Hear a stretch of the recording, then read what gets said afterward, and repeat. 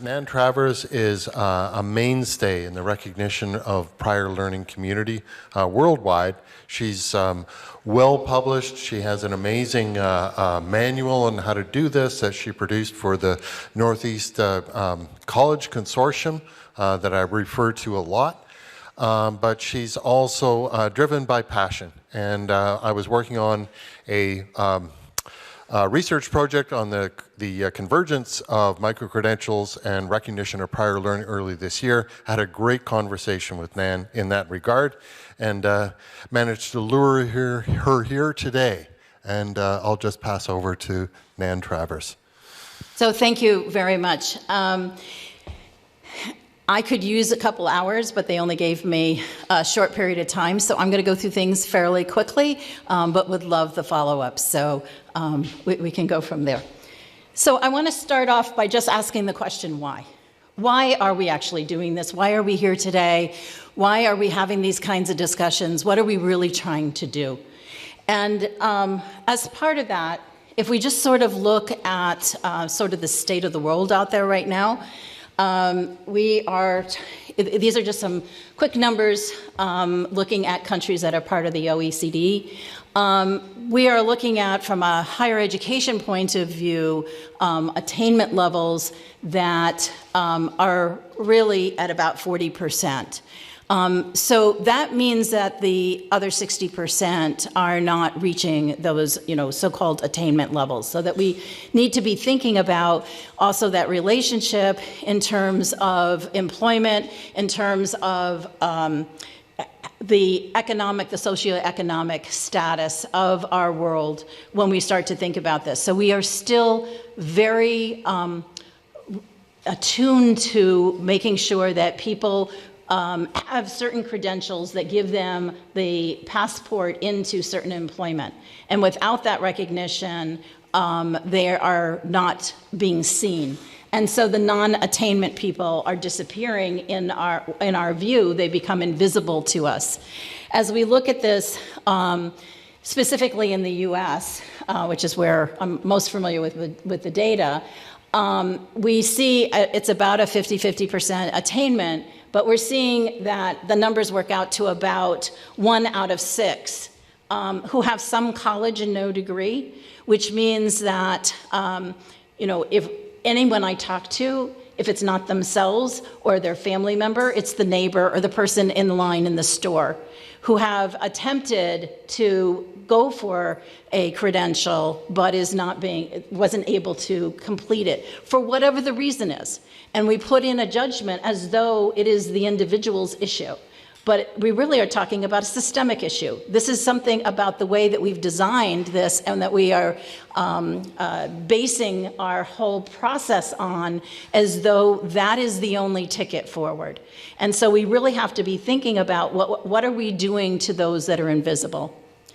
In addition to that, the numbers right now are saying that we're at 100 million people who are displaced across this globe. And this means that we have even more layered on top of those figures, a very serious situation where we have the hidden, it's really a hidden majority. And it's those that we are recognizing are a very few. So when we say to ourselves, why are we doing this? We really have to be thinking about what is it that we're trying to actually accomplish here. I also propose that yesterday we heard about how we've, moving into a user-centric environment on the web, et cetera. And we've talked about, we were coming out of the informational age and things. So I'm going to propose that we actually are in what I'm calling the relational age. Because as we talk about things like the open badges or the micro-credentials or these other kinds of ways of recognizing and validating learning, we're talking about it in relationship to the contextual piece and to the community and to everything else that's going around it. And so if we start to think of it from that perspective, we have it becomes really important to understand always that context and the reason why and how it all is fitting together. We can't be ignoring this and somehow decide, You know, for example, that if there is a community who is recognizing and validating, we have to understand what that community is about and the restrictions. So on the same way that we are really developing relationship here, we can also break relationship. And so we need to be thinking about what are we really setting up here, because just in the same way that we're trying to recognize more people for what they know and can do and make sure that they're not invisible, we create division lines that make more people invisible. So when we think about things like who is validating, who are the peers, we also have to say who are they leaving out. When we talk about, you know, transparency, who gets to see it, who doesn't see it. When we talk about, you know, any one of these, verification, who has the power to decide what is something that can be verified and what isn't verifiable? So we have to really be thinking about how this all fits together. We can't just sort of say, oh, we're going to reinvent the wheel, because we're not reinventing the wheel. We're just we're resituating the wheel and having to really think about that. So what we need to be kind of thinking about is what are we really trying to do here? So I've been using learning recognition because it's a much broader, and as Don mentioned, I have come out of the prior learning recognition arena, and it is where my scholarship sits, but it is much broader than that. So really, when we think about what somebody knows and can do, we have to be able to recognize that. We have to have skills ourselves to be able to recognize that. And we have to provide mechanisms for individuals to be able to show what they know and can do. So that expectation that somebody can just say, oh, this is what I know and can do, we actually are imposing a situation on people in a way that they may not even be prepared for, and we may not be prepared to actually see what they have. And so really thinking about, what are we seeing there and how do we know it? And so as we think about credentialing as sort of that bigger umbrella, we're basically saying that it provides validation of recognized knowledge and skills. Now, when we think about it in those terms, we have to be thinking about it from this, again, we're kind of going from this broad perspective, and then as we start to define it, and we hear about all these projects so far that are absolutely fantastic, but every one of them so far has talked about how they had to really define down, which also means that as they define down, they're putting a dividing line in. Somebody belongs and somebody doesn't. We have to recognize what we are saying there, and it doesn't mean that everybody has to belong. In fact, it won't happen that way, but we have to be very clear about what we're doing. So this becomes really important. So when we think about the work and some of the research that's starting to show in this direction, is that when learning is undocumented, it does have huge impacts on individuals, on communities, on peoples. And so we do know that it reduces job acquisition. It actually lowers the ability to complete a credential. So somebody who might have started a credential, when they become, whatever reason, have to step away from that credential, it's actually harder for them to go back without some type of recognition for as far as they have gotten. And we have seen that the data clearly shows the greatest impact on equity groups. So what we're really talking about here is how do we transform the credentialing system that we currently have. The one that we have in higher education is hundreds of years old. It doesn't work anymore. It just privileges a few. And so we have to really be thinking about what is this learning recognition credentialing system that we have going right now. And so the work that we're doing with Credential As You Go is really looking at how we can embrace all of the different kinds of credentials and enable people to be recognized in various ways along that. So the Credential As You Go project, it's actually an initiative, and we're actually talking about it now as a movement. We are in the middle of funding phase 2 and 3. We've already completed funding phase 1. We're also have additional funding.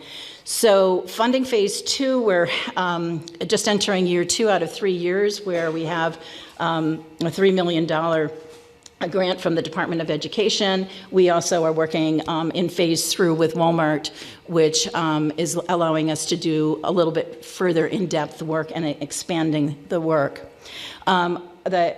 Our website, credentialasyougO.org, has a lot of this information, so I'm not going to go into a lot of it. But the key things that we're doing right now is, one is we're doing rapid prototyping. We have currently 3 states with 21 institutions that are involved in this. We also have an RFP out right now to include additional states and institutions in the United States. The research is a major component of this. We have finally gotten the U.S. Department of Education approval to move forward through the IRB process, which is extensive. And so it's a 2-phase research study. One is, what is the feasibility of completely transforming the credentialing system of higher education in the country? And then the second part of it is what are the learner outcomes that come out of that? And so, you know, in a couple of months, we'll start to have some of that data that we can start to share, and when you invite me back, I'll have lots of data to share. We also have a third component, which is a national campaign.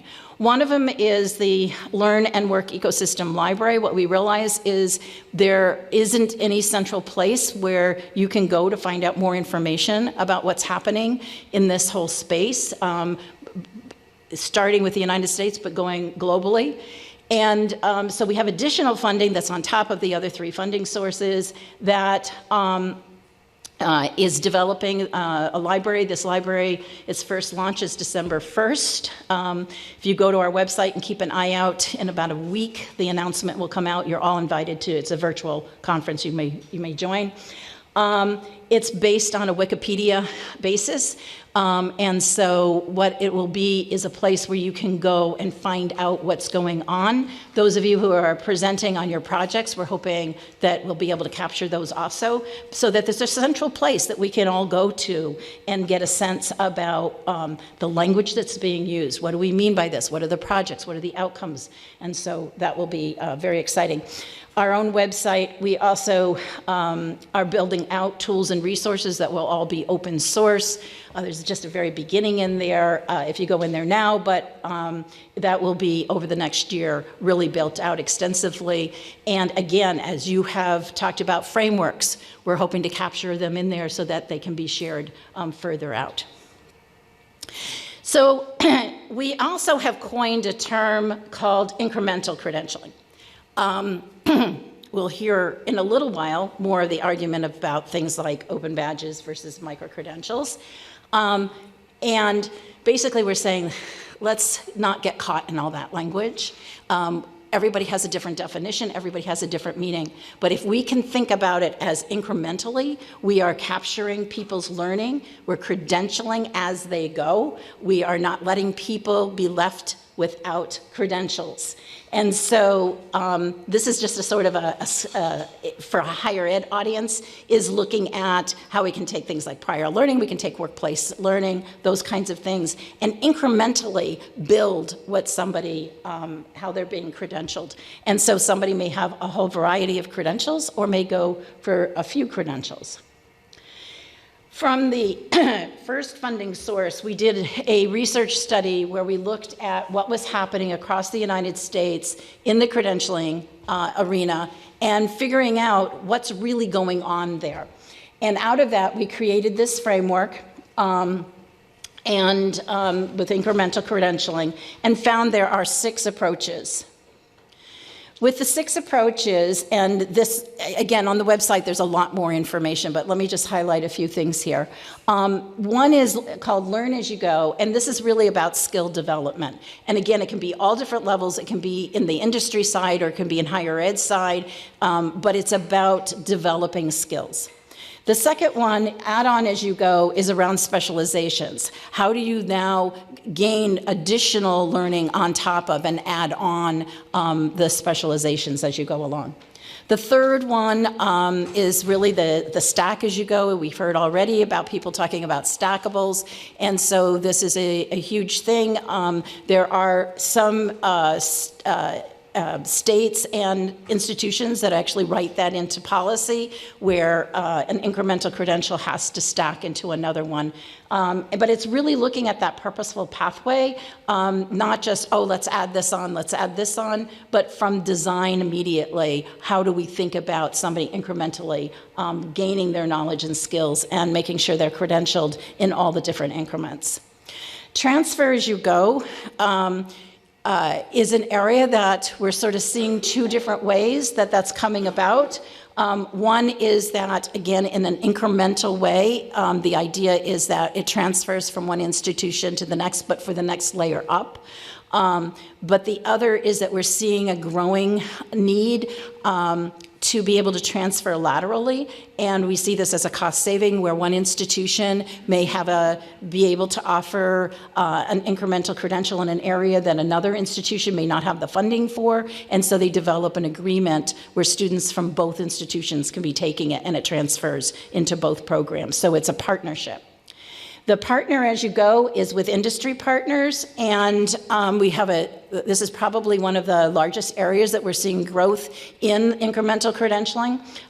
Again, in two ways that we're seeing it. One is where the higher ed institution is evaluating the workplace license certification, workplace learning, and integrating it within the curriculum. The other is just the opposite, where they are embedding the development of a credential within the curriculum so that as they exit their program, they already have industry certifications that will get them there. The last one there, retro as you go, is the idea that really came out of thinking about that 1 out of 6 adults in our country that have some college and no degree, or no credential, excuse me, and saying we've got to be able to go back and capture that. And so we have some of the institutions that are designing credentials that look backwards and are able to retro award to people who already have the knowledge. So as we look at this also, embedded in all of this is the external and prior learning.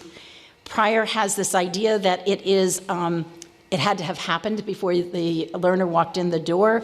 We're trying to change the language on that as well. And really thinking about the learning that is taking place outside of the context of within, let's say, a classroom, and thinking about how this gets embedded and respected within that. And so as we're looking at this, we really want to be thinking about how workplace learning and academic learning really come together. We had another research project that we had done a few years ago where we looked at the so-called 21st century competencies or skills that are out there that are through various projects have been identified that industry are saying that people need to be successful. We also said to ourselves, well, what does that look like on higher ed side? So what are the competencies that are essential to be successful in higher education, and where do they cross over? Because it seems as though we need to have some kind of relationship between those two things. It turned out it was the same. It was a language thing where it was being called one thing in one place and something else, but when we looked at the definitions, it wasn't. And so we started to really thinking about that. One of the places that we think that we've are not doing a good job in higher education is to help the learner understand how to take those competencies and translate that over into the workplace, or how to take that workplace learning and translate it back. We're not talking about that it's different learning. We're talking about because it's in a different context that we might have different language. How do we help with that transition? And that is really becomes our responsibility as educators, that we help with that transition. We can't expect people to be able to do it on their own. And so how can we do better at translating and transitioning? And so, and that gets back to that whole relational piece. How do we help people make relationship of their own learning into these different contexts? And so when we think about the prior learning in itself could be credentialed. I know here in Europe, you talk a lot about formal and non-formal learning. And in the United States, we talk a lot about credit and non-credit. What we're doing with the language is we're saying something is central and everything else is not that, which makes it diminishes it, makes it less than. We build in a bias into our language. And so we have to be really thinking about how we're looking at this. We need new language. We developed it around being degree-centric and credit-centric.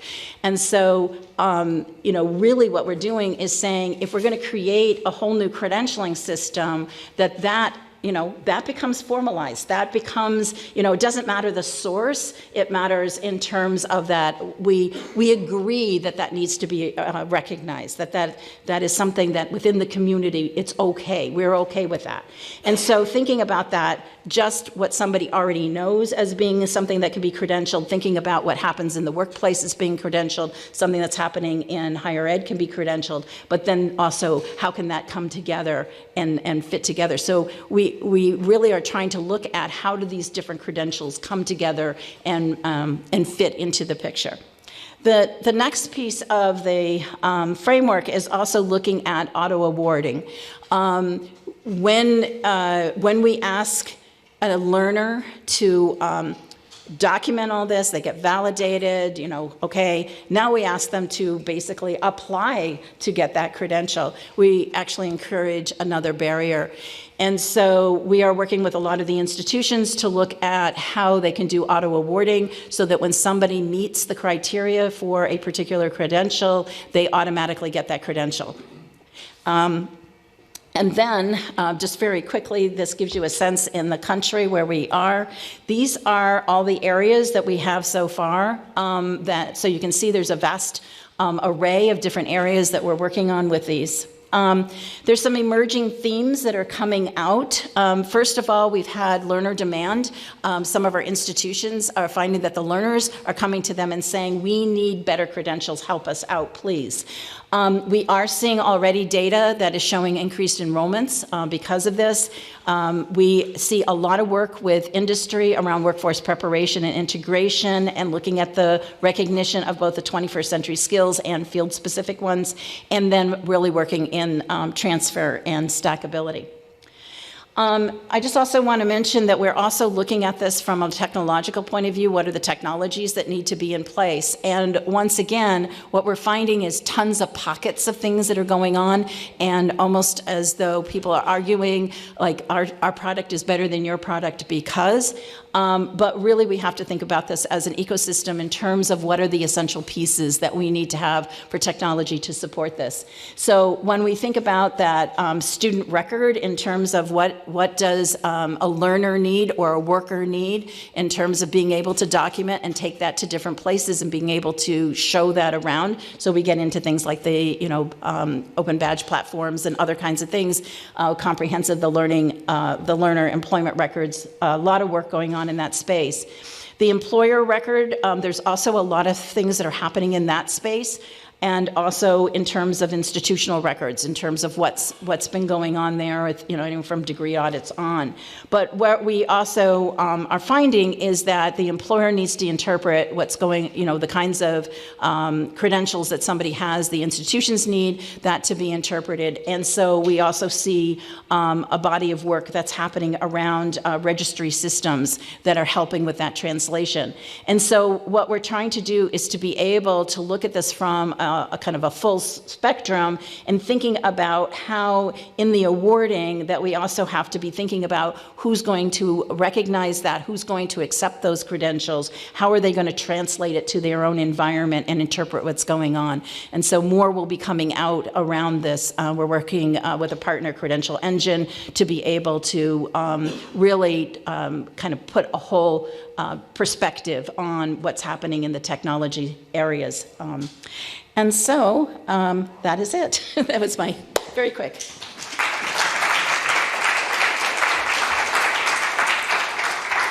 Thanks very much, Nan. That was very well done. So questions. We do have time for questions. Doug, hand there.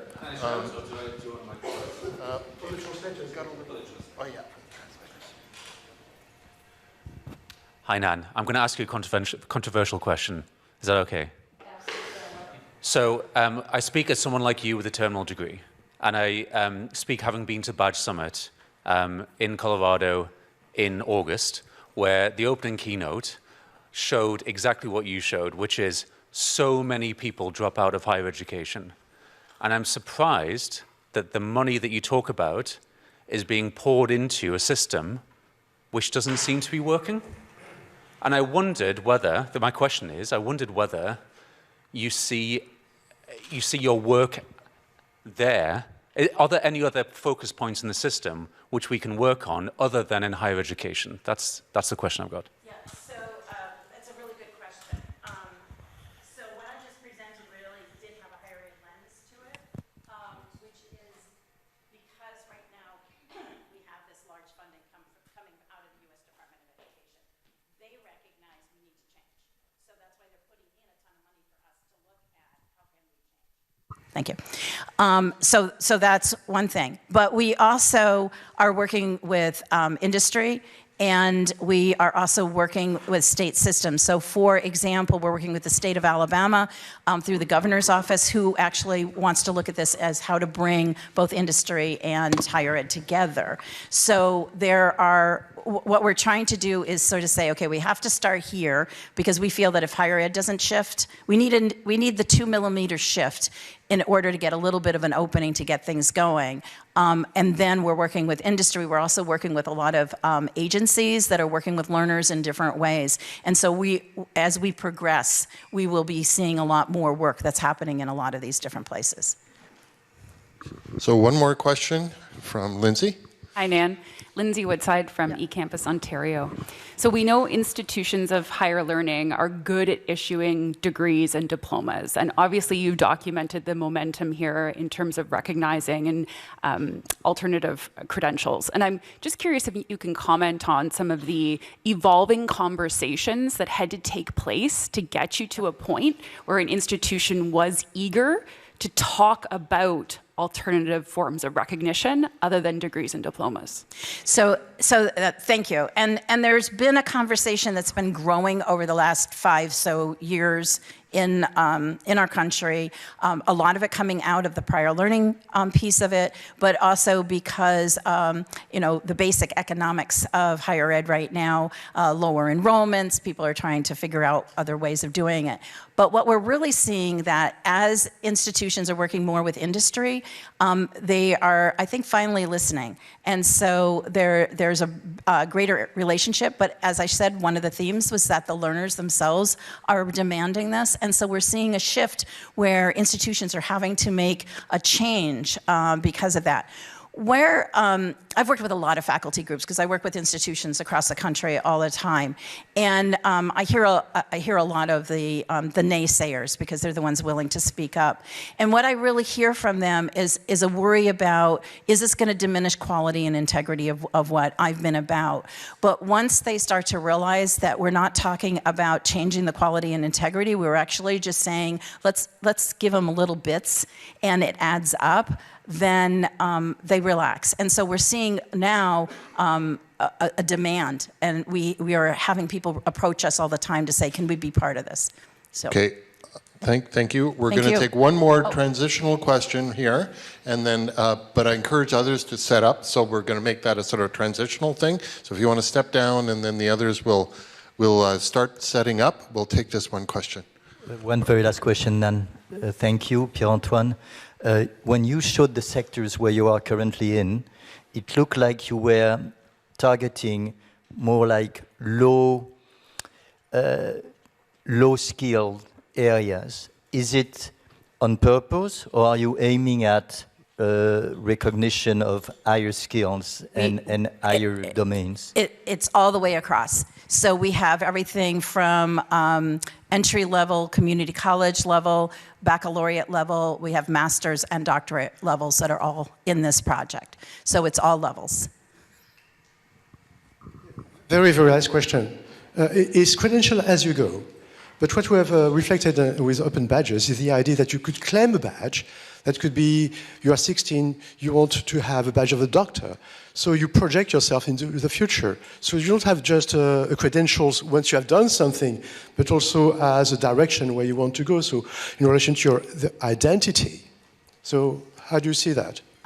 So what we're seeing is institutions that are building clear maps so that as people are developing and they're claiming their credentials, that they're also see clearly where that's taking them. So if they get a credential in one area, for example, one of the institutions has developed some credentials that open up 4 and 5 pathways for people, so then they can see where they can go and they can start to work on that direction. And claim something that will be revealed later. It gets them on the pathway.